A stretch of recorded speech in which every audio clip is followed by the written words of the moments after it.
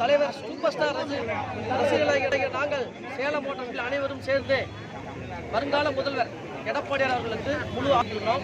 சேலத்தில் 11 தொகுதி நாங்கள் ஆதரவு கொடுத்துருக்கோம். 11 தொகுதி விட பாடுபட்டு தொகுதி என்னென்ன தேவையோ, அத்தியாவசிய என்ன தேவையோ, வாழ்வாதார முன்னேற்றம் என்ன தேவையோ அதுக்குண்டான அத்தனை கோரிக்கையும் நாங்கள் வச்சிருக்கோம்.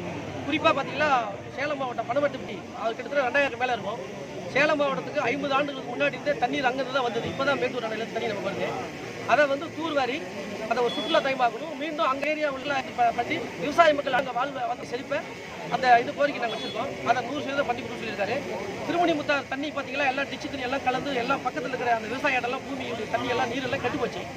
அதை வந்து சுத்தகரிப்பு பண்ணி விவசாயத்துக்கு அது மீண்டும் மறுசுழற்சி பண்ணி அதை கொடுக்க சொல்லி அதை ஒரு கோரிக்கை வச்சுருக்கோம்.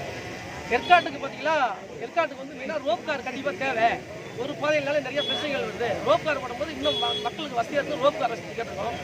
இங்கே சேலம் ஓம்பலூருக்கு மெயினாக என்ன கேட்டிங்கன்னா பஸ்போர்ட், அது வந்து நவீன பஸ்போர்ட் அது வரும்போது சேலம் இது இப்போ இருக்கிற மாதிரி இன்னும் வந்து 10 மடங்கு வளர்ச்சி அடையும். அதுவும் கேட்டிருக்கோம். சங்ககிரி இந்த மாதிரி மேட்டூர் அனைத்து எந்தெந்த தொகுதிக்கு என்னென்ன தேவையோ அது மாதிரி நிறைய விஷயம் கோரிக்கை வச்சுருக்கோம். அனைத்துமே நிறைவேற்றி தரேன்னு சொல்லியிருக்காரு. அவர் யாரும் நாங்கள் மெயினாக நாங்கள் அவருக்கு வந்து ஆதரவு கொடுக்குற ரசிகர்களுக்கு ஆதரவு கொடுக்குற காரணம் என்னன்னு கேட்டிங்கன்னா சேலமோட மண்ணின் மைந்தர் அவர். நாங்கள் இங்கேருந்து சென்னையில் போய் ஒரு முதல்வர் நாங்கள் நேர முடியும். இப்போ பக்கத்துலேயே இருக்கார். எப்போ வேணாலும் ஒரு எளிமையானவர், எப்போ வேணாலும் சந்திக்கலாம். அவர் வந்து நாங்கள் ஜெயிக்க வைக்கிறது எங்களுடைய தலையாய கடமையான தேர்தல் பஞ்சாயத்து அந்த 11 தொகுதியில் எப்படி இருக்கும்? நல்லா இருக்குது. நாங்கள் போன வரைக்கும் எங்கள் ரசிகர் மத்தியில் நல்லா அற்புதமாக அருமையாக இருக்குது. அடுத்தது பார்த்தீங்கன்னா சட்டம் ஒழுங்கு சீர்கெட்டு இருக்குது. எல்லாருடைய தேர்தல் போய் எல்லாம் கேட்க வேணும்னா எப்பா இந்த ஆட்சியில் நிறையா வந்து பெண்கள் கற்பழிப்பு, குழந்தைங்களுக்கும் பாதுகாப்பு இல்லை, வயதான முதியோர்களுக்கும் பாதுகாப்பு கிடையாது. இந்த மாதிரிலாம் இருக்குது. இதை வந்து நவீன முறையில் நவீன திருத்துக்கிற மாதிரி பலவிதமான திட்டத்தெல்லாம் சொல்லி மக்களை கவர்த்து பண்ணுறாங்க. நாங்கள் யாருக்கும் நாங்கள் போட மாட்டோம், எடப்பாடியார் தான் போடுவோம் அப்படின்னு சொல்லி தெளிவாக சொல்லியிருக்காங்க. சட்ட ஒழுங்கு சரியாக இருக்குன்னா எடப்பாடியார் மீண்டும் முதல்வரானால் தான் சட்ட ஒழுங்கு சீராக இருக்கு. அண்ணனை சந்திச்சிங்களே, என்ன சொன்னாங்க?